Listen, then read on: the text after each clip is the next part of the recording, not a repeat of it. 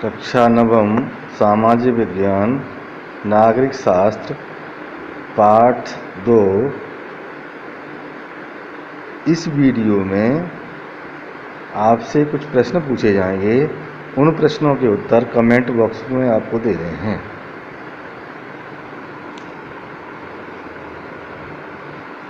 दुनिया के ताकतवर देशों खास तौर से अमेरिका ने शेष दुनिया में लोकतंत्र को बढ़ाने का जिम्मा खुद संभाल लिया।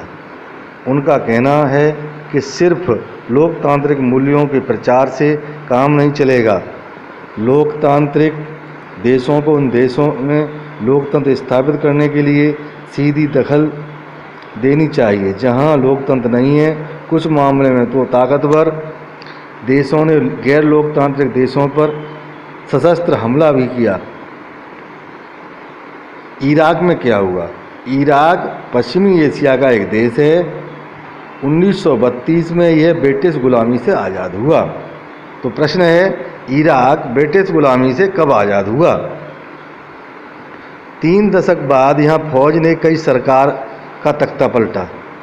1968 से यहाँ अरब सोशलिस्ट बाथ पार्टी, अरबी शब्द बौथ का मतलब होता है पुनर्जागरण, का शासन था। बाथ पार्टी के नेता सद्दाम हुसैन थे।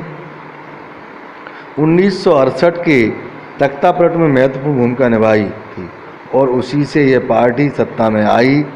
इस सरकार ने पारंपरिक इस्लामी कानूनों को हटाया और औरतों को अनेक ऐसे अधिकार दिए जो अन्य पश्चिमी एशियाई देशों में नहीं दिए गए थे। 1979 में राष्ट्रपति बनने के बाद से सद्दाम हुसैन ने अपनी तानाशाही चलाई। तो इराक में किसने अपनी तानाशाही चलाई, ये प्रश्न है। और अपने शासन का विरोध करने वालों पर सख्ती से दमन किया। अपने अनेक राजनीतिक विरोधियों की हत्या और जातीय अल्पसंख्यक समुदाय के लोगों का नरसंहार कराने के लिए वे कुख्यात हुए।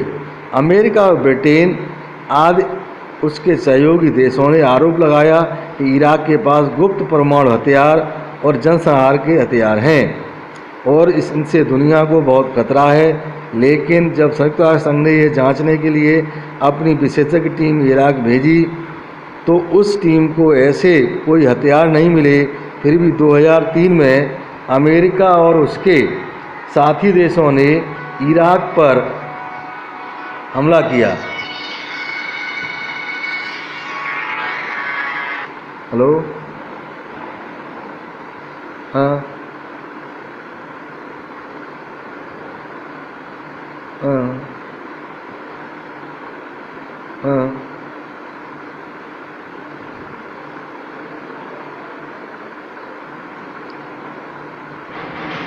ठीक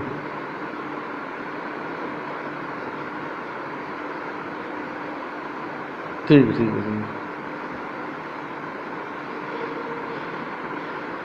ठीक है ठीक। अमेरिका उसके साथी देशों ने इराक पर हमला किया, उस पर कब्जा कर लिया और सद्दाम हुसैन को सत्ता से हटा दिया। अमेरिका ने अपनी पसंद की अंतरिम सरकार बनवा दी। इराक के खिलाफ युद्ध को सुरक्षा परिषद ने भी मंजूरी नहीं दी थी।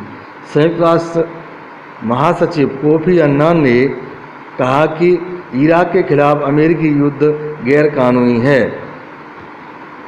तो संयुक्त राष्ट्र संघ के महासचिव कौन थे?